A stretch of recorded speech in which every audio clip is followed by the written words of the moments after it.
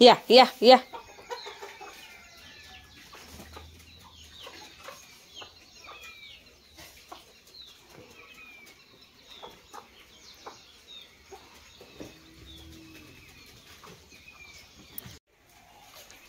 हे आमच्या चुलत सासूबाई आणि त्यांचे पापड लाटायचे होते. मी बोलली त्यांना की मी पापड लाटते, तुम्ही नका भांडी घासायला जाऊ. तरी पण म्हातारी काय ऐकत नाही. बोलली नाही बाई, तू माझे पापड लाटणार आणि मी अशी बसून राहणार. नको बाबा, मग माझी मी भांडी घासते. आणि माझी आंघोळ सुद्धा नाही होऊन दिली आणि पापड बनवायला सांगितलेत मला. तर थोडेसेच राहिलेत, आता एवढेच राहिलेत, तर तेवढे बनवून घेते. आणलं पण तेवढं 5-10 जर लाटलं किती कसं काय ना. तुझं पापड लाटस तर मला गिरची भांडी हळूहळू घासायला. मग भांडी लय होती व भांडी होती मला काय एवढं बनवायला येते करायला. आधी फसवली धुवून काढली मग घासली. हॅलो मंडळी, नमस्कार. स्वागत आहे तुमचं आपल्या चॅनलवर अजून एका नवीन व्हिडिओमध्ये. मी वर्षा राणी चौधरी, तुमची एक नवीन मैत्रीण आणि एक नवीन शेतकरी. तर आज केलेत आम्ही उडदाच्या डाळीचे पापड. माझी नाहीत बरं का ते पापड आहेत ज्या सासूबाई भांडी घासायला बसल्या होत्या ना, त्यांचे पापड आहेत ते. त्यांना मी बोलत होती नका घासू माझी भांडी, नका घासू, तरी पण त्या ऐकत नव्हत्या. आणि मला काय आवडणार नाही त्यांची भांडी घासलेली, पण कसं नाव कसं ठेवायचं ना. पण म्हातारं माणूस आहे, त्या म्हणल्यात मी तुझ्याकडून काम करून घेणार आणि मी तुझं काहीच नाही काम करणार, म्हणून त्या भांडी घासायला बसल्या.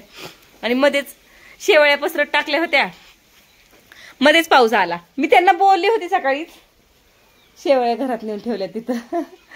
सगळा गोंधळच. मी सकाळीच बोलत होती की आत्या पापड लाटायला आज नको घाई करायला. लाईट चमकून गेली. पापड लाटायला आज नका घाई करू, पाऊस उघडलाय आता, आज नाही आलाय म्हणजे उद्या अजून ऊन पडेल चांगलं. तर नाही बाई म्हणले, मला पाहिजेत लाटून. त्यांना असं वाटलं की मी लाटायसाठी नको म्हणती का काय, म्हणून मला बोलत होते की पीठ मळून दे, माझी मी लाटते. त्यांना चपाती लाटता येत नाही, असं हात आहे ना, हे बोट वळत नाही त्यांचं, हे अंगठा वळत नाही. अंगठा म्हणजे पुढं जात नाही, असाच आहे अंगठा. ही सगळी बोटं काम करतात पण अंगठा काम करत नाही त्यांचा. मग बोलत होत्या काय की माझी मी लाटते. चपाती लाटायला जरी गेले ना तरी अंगठा घुसतो चपातीमध्ये त्यांच्याकडून. मग म्हणलं राहू द्या, मी देते तुमचे लाटून. किती 1 किलो डाळीचे होते, पण तेवढ्यासाठीच किती कालवा त्यांचा. नमस्ते. काय ऐकतोय? का चालला? कुणाची? पळून आली का चरायला सोडली? हा काय काय रानात चरायला सोडली होती ना, घरी आली. मला तरी म्हणायचं माझी मी सोडली असती, राखली असती का नसती माझी? राखली असती वय.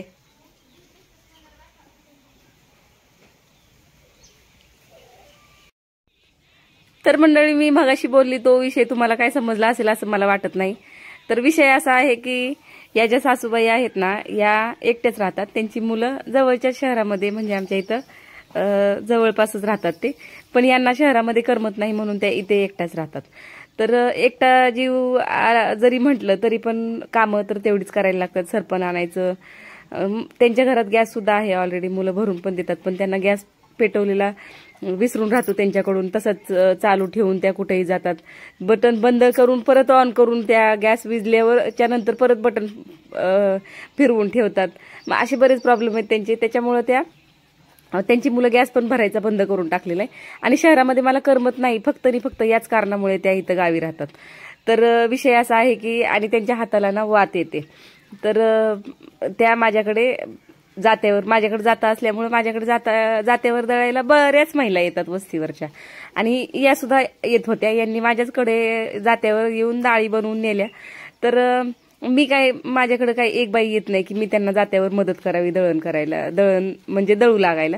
त्यांचं ते आपल्या दळतात आणि निघून जातात. तसंच त्या पद्धतीनेच या पण आल्या, यांनी डाळी बनवल्या, मुगाची डाळ बनवली, मटकीची डाळ बनवली, सांडगे वगैरे केले, असं उडदाची डाळ बनवली, असं बरेच वेळा ह्या आल्या. पण मी बघायची ना की या 2-2 हाताने जातं ओढतात, यांना जातं ओढायला जमत नाही. मग मी बोलली त्यांना की काय हाताचं प्रॉब्लेम आहे तुमच्या, की कशामुळं असं एका हाताने जातं ओढत नाही तुम्ही. तर मला बोलले की माझ्या हाताला एका मुंग्या येतात आणि त्याच्यातही ना माझा एक अंगठा हातात उजव्या हाताचा अंगठा माझा बरोबर बोटांच्या समोर येत नाही. पण करायलाच लागतं एकटीसाठी म्हणून मी करते. तर मुलं त्यांना रेडीमेड सगळं सामान आणून देतात. काही त्यांनी फक्त बोलायला दम की मुलं सगळं काही त्यांना आणून देतात. पण असते ना सवय जुन्या महिलांची की घरी असताना कशाला विकत आणायचं, म्हणून ते आपलं ह्या अपदत असतात. तर त्या जेव्हा माझ्याकडे डाळ दळायला आल्या होत्या ना तेव्हा मी त्यांना बोलली होती की थोडंसंच पीठ आहे आत्या, तर तुम्ही नका पापड बनवत बसू, मी तुम्हाला बनवून देईल, पापड लाटून देईल मी, माझ्याकडे पीठ आणून द्या तुम्ही, मी लाटून देते. पण मी त्यांना हे बोलली होती की मी माझ्या वेळेनुसार, आधीच माझ्या मागे एवढी कामं असतात आणि मी माझ्या वेळेनुसार मी बनवून देते तुम्हाला. पण जेव्हापासून मी बोलली तेव्हापासून बाईला चैनच नाही अजिबात. रोज फेऱ्या मारणार, रोज आज बनवूया का. एक आठवडा झालं कसं तरी शांत बसवले होते की पाऊस आहे, पाऊस जाऊ द्या नंतर आपण बनवूया. तर त्यांना काही चैन पडत नव्हती. मग आजच पाऊस उघडला, मी त्यांना सकाळी बोलत होती की आजच पाऊस उघडलाय, माझा जरा पसारा पडलेला आहे. कसं जागोजाग आता मी तुम्हाला 2-3 व्हिडिओमध्ये दाखवलं की कशी चिकचिक होते, गुरं आतमध्ये बाहेर बांधायला लागतात, वैरणकाडी करायला लागते, घरातल्या कामांना लक्ष देणं होत नाही, माझे शेळ्या वट्यावर असतात, मग मला धुवायचं वगैरे अशी बरीच काही कामं होती. तर नाही, त्या म्हणे मला जायचंय परत, मला जर माझी मुलं घेऊन गेली ना तर मला लवकर आणून सोडणार नाहीत, मग माझे पापड राहतील तसेच बनवायचे, ती डाळ मी दळून ठेवलेली ती खराब होऊन जाईल. म्हणून मग आज त्यांनी पीठ घेऊन आले आणि मी त्यांना बोलली की आज नाही उद्या बनवते मी, आज मला काम आहे. तर त्यांना असं झालं की मी कंटाळा करते मी करायला. आधी तर मी पटकन हो बोलली होती, मी करून देते. त्या मला बोलल्या नाहीत बरं का, एकदा सुद्धा त्या मला बोलल्या नाहीत की तू बनवून देतेस का. मी माझ्या स्वतःच मनाने मी बोलली होती की मी बनवून देते. पण त्यांचं असं झालं की हिला वाटते आता नको बनवून द्यायला, मी उगाच बोलून फसले की काय यांना, म्हणून त्यांना विश्वासच बसत नव्हता. त्या बोलल्या की बरं जाऊ दे, नको बनवू तू पापड, माझं फक्त पीठ मळून दे, मला हे पीठ कसं मळतात ते माहित नाही, म्हणजे माझ्याकडून पीठ पातळ होईल किंवा काहीतरी कमी जास्त होऊन जाईल, म्हणून तू मला पीठ मळून दे हे. आणि माझं मी 2-3 दिवस मला होतील तसे लाटते. मग मी विचार केला की अरे यार, ही म्हातारी समजतच नाही, हिला बोलून जाऊ दे, माझाच 1-2 तासाचा घोटाळा होऊन जाईल, दुसरं काय नाही होणार. म्हणून मग मी बसली ते पापड लाटायला. तर त्यांचा एवढ्या स्वावलंबी, त्या मी पहिल्यांदा एवढं माणूस स्वावलंबी बघितलं की अजिबात कोणाचे उपकार घ्यायचे नाहीत आपल्यावर. त्या अक्षरशः तुम्हाला सांगू का, त्या आश्रमामध्ये राहायला होत्या, त्यांच्या बहिणीचं स्वतःचा आश्रम आहे, पण तिथं कोणतरी त्यांना बोललं की बरे इथं आयतं खायला मिळते, तुझी पोरं सांभाळत नाहीत का म्हणून तू इथं आलीस का. फक्त त्या कारणावरून त्या बहिणीच्या आश्रमामध्ये सुद्धा राहत नाहीत. नको बाई, माझे हातपाय चालतात तोपर्यंत माझं मी करून खाईल हाताने, ह्या विषयावर त्या इथं येऊन राहतात आणि एकटीचं करून खातायत. आणि त्याच स्वावलंबनामध्ये त्यांनी माझी अक्षरशः टब्बर भांडी घासली. मला इतकं लाजल्यासारखं होत होतं, इतकं गिल्टी वाटत होतं मला. आणि मला काय आवडणार का त्यांनी भांडी घासलेली, पण म्हणजे मला भांडी जरा फरकच असतो ना, म्हातारे माणसांनी भांडी घासण्यात तर आपण भांडी घासण्यात, म्हणजे तेवढी शाईन येत नाही त्यांच्याकडून, थोडं खरकटं राहतं भांड्यांना. मी बोलत होते त्यांना नका घासू माझी भांडी, नका घासू, पण अक्षरशः मला आज एवढं गिल्टी वाटलं, इतकं मला लाजल्यासारखं झालं की ही बाई ऐकतच नाही बाबा, ही भांडी घासायला बसली, जबरदस्तीने हिने माझी एक टब्बर भांडी घासून दिली.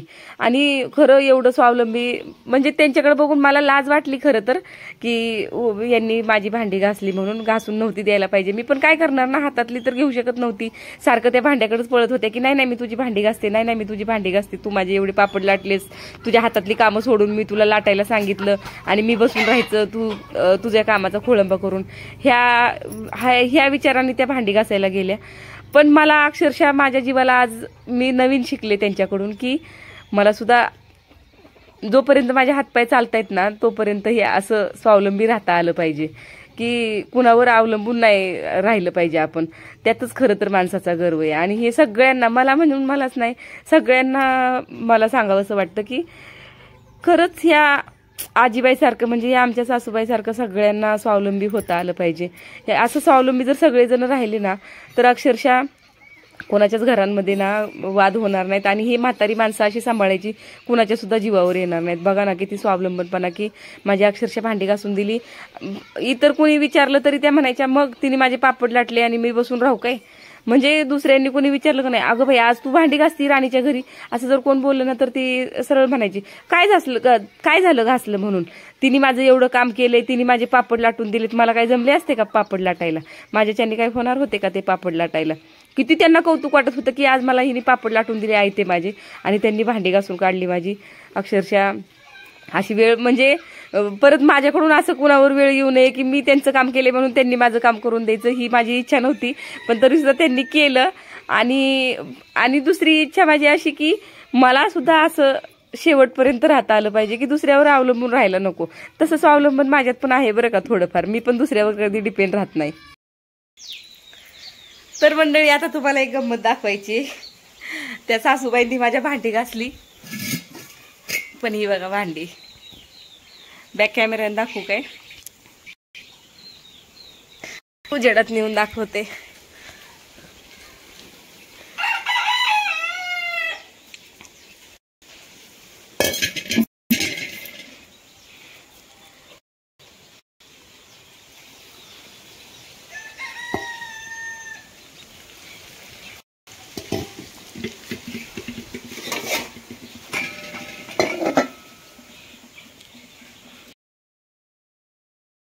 मी त्यांना बोलत होती नका घासू तुम्ही भांडी, माझी मी घासते, पण त्या ऐकायलाच तयार नाही की नाही तू माझे पापड करून देणार आणि मी बसून राहणार. नको बाबा, मी करते तुझं काय काम आहे. मला इतकं गिल्टी वाटत होतं ना त्या भांडी घासत होत्या, पण माझी भांडी पडलेली होती आणि त्या ऐकतच नव्हत्या. सकाळी मी बोलत होती त्यांना की आज नको उद्या करूया, माझी खूप कामं पडलीत.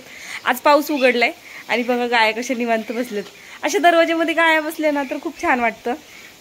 आणि मी त्यांना सांगत होती की आजच पाऊस उघडलाय, 1 आठवडा झालं पाऊस होता आत्या, आणि मला आज खूप काम आहेत. मला शेडमधली चिकचिक झालेली काढायची, गायांना वैरण करायची. दुपारी पाऊस दिवस आला तर काय म्हणतात ते, गाया उपाशी मरतील, मला घेऊन द्या माझी कामं करून. पण त्या ऐकायलाच तयार नाही. मग त्या काय बोलल्या, शेवटी काय बोलले, त्यांना असं वाटलं की मी कंटाळा करते, मी बोलते, मला असं वाटतंय की मी कशाला त्यांचे पापड करून देऊ ना. म्हणून त्या काय बोलल्या की मला पीठ मळून दे, फक्त तुला मळायची माहिती आहे, तू मळून दे फक्त, माझं मी लाटते. आणि तिथंच मी भांडी ठेवलेत. ती काही भांडी अजून नेली नाहीत मी आतमध्ये, कारण मला ती भांडीच पटेनात घासलेली. असं नाही म्हणजे मी त्यांच्या कामाला नावं नाही ठेवते, मला असं वाटलं की अरे किती स्वावलंबीपणा, केवढं हे मन, काय बोलू, शब्दच नाहीत माझ्याकडे त्यांना ते बोलायला की मी पापड करून दिले. मी अगदी सहज बोलली होती की मी देईल आता तुमचे पापड करून, तुम्ही या माझ्याकडे घेऊन, काम नसेल त्या दिवशी करून देईल. पण त्यांची घाई उठली होती की लवकरच करून दे, नाही आजच करून दे. मी बोलत होते त्यांना अजून माझे पण करायचे राहिलेत, आपण नंतर करूया. तर नाही, मला घेऊन गेली माझी पोरं, म्हणजे त्यांची मुलं दुसऱ्या गावामध्ये राहतात, म्हणजे जवळच आहे तिथून. तर माझी पोरं घेऊन गेली तर माझे बनवायचे राहतील, खायचे राहतील, तू बनवून दे मला पापड, असं तसं. बाप रे बाप.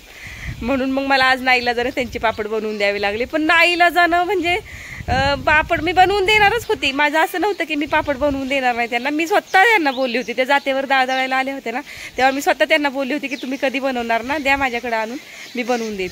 पण तेव्हा त्यांनी भांडी घासली ना, त्यांनी मला खूप खराब वाटलं, एवढं खराब वाटलं की काय सांगायचं, कसं बोलावं त्यांना. मी किती नाही बोलत होते तरी पण त्या भांडी घासत बसल्या. आणि शेवटी मला काही ती भांडी आवडली नाहीत, आता मी भांडी घासून काढणार आहे. व्हिडिओ अपलोड होण्याची वाट बघत होती मी, आता झालाय व्हिडिओ अपलोड. आता फोन चार्जिंगला लावते आणि भांडी घासून घेते, कारण आज कुठला व्हिडिओ शूट करायला झालं नाही. असंच होतं माझं, मी कामांमध्ये गुंतली ना की मग माझं असंच होऊन जातं. मला आज जरा बरीच कामं होती, तरी माझी कपडे धुवायची राहिली आज. म्हणजे एवढं ऊन पडलेलं होतं, ऊन नव्हतं पडलेलं कडक जास्त, पण फटकलेलं होतं. पण माझी कामं होण्याच्या आधीच त्या आल्या होत्या, मग ती कपडे तशीच ठेवली आणि भांडी तर त्यांनी करून घेतली. दुपारच्या नंतर होता वेळ, पण गुरांची वैरण काढी करता करता माझा त्यात वेळ गेला. घरातला पसारा वगैरे तसाच पडलेला होता, ती शेवया भरायच्या वगैरे, त्याच्यात माझं राहून गेलं बरंच काम. तर आता घरातलं वगैरे आवरून घेतले, मी ही भांडी घासून घेते आणि गुरांना वैरण आणून ठेवते. चला तर मंडळी, आजच्या व्हिडिओमध्ये एवढंच. व्हिडिओ आवडला तर लाईक, शेअर, कमेंट करायला विसरू नका. आणि चॅनलवर नवीन असाल तर सबस्क्राईब करा. न सांगता सबस्क्राईब करतच नाही तुम्ही, तसंच जाताय सबस्क्राईब न करता. तर चॅनलवर नवीन असाल तर सबस्क्राईब करा तेवढं.